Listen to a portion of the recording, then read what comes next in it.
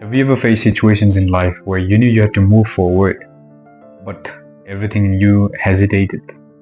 Maybe it was about changing your life career, making big decisions, or even standing up for what's right when no one else would.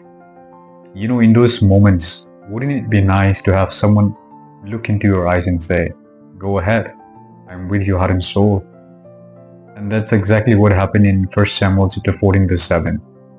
Jonathan, the son of King Saul, the first king of Israel, and his armor bearer, they were staring at the entire Philistine outpost, just the two of them. No army, no backup, no reinforcement.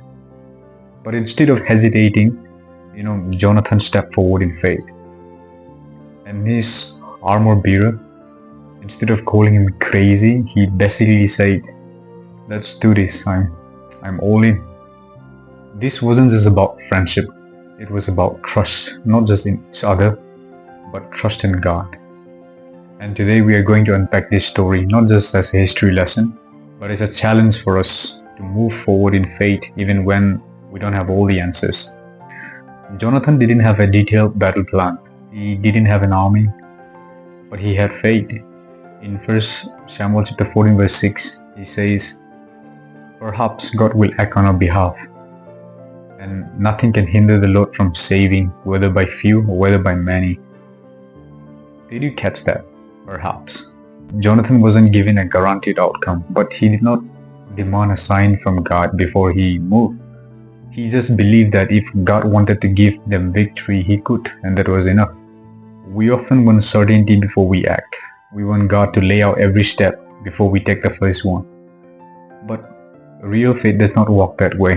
It is about stepping forward and trusting that God is already there. Think about it. How often do we hesitate because we are waiting for a perfect sign? Whether it's about taking up a new challenge, sharing our faith, or making big decisions, we often want 100% assurance before we move. But faith is about stepping out before the outcome is clear. Faith isn't just about a mindset, it's a movement. Jonathan didn't just say, I trust God, but he acted on that trust. He climbed the hill, he carried his sword, not because he had everything figured out, but because he believed in God's power. Imagine you're about to take an exam, apply for a job, or start up a new project, and you pray, "God help me succeed," but you don't study, you don't apply or put in the effort. That's not faith, that's just wishful thinking. Faith is preparing, stepping forward and trusting that God will meet you there. It's not about waiting for the stars to align before you take the first step. Jonathan didn't put his confidence in number, in weapon or strategy. His trust was not in his own ability but in God's power. While Saul, his father, was sitting under the tree waiting for a sign, Jonathan was moving forward in faith. And isn't that a challenge for us today? We often wait, waiting for the perfect moment, waiting for God to remove all the obstacles before we act. But faith moves forward even when things does not always look great. And the best part, God showed up. Jonathan and his armor bearer just took the first step of faith, and God caused a big panic in the Philistine outpost. Their small act of faith led to a massive move of God. So what is that step God is asking you to take today? Maybe it is reaching out to someone, pursuing a dream, or choosing to trust Him in tough situations. Don't wait until everything looks perfect. Step out in faith. Jonathan, armor bearer, told him, "I'm with your heart and soul." That's loyalty, unwavering support. But do you know who says that to you every single day? Jesus. And here's the thing. Jesus didn't just say, "I'm with you." He proved it. He went ahead of us, step into the ultimate battle, sin and death. And He took it all on Himself so that you don't have to, fight alone. Jonathan had faith that God would act on his behalf, but Jesus is the act of God on our behalf.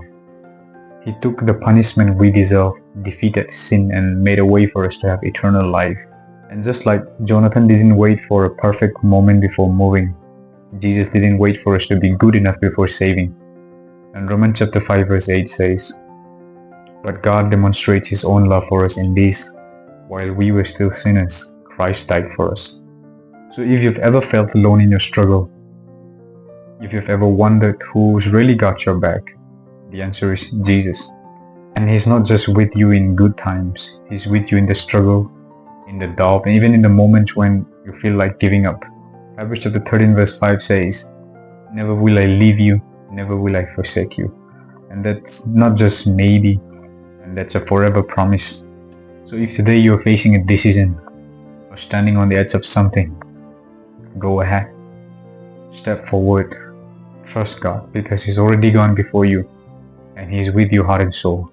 God bless.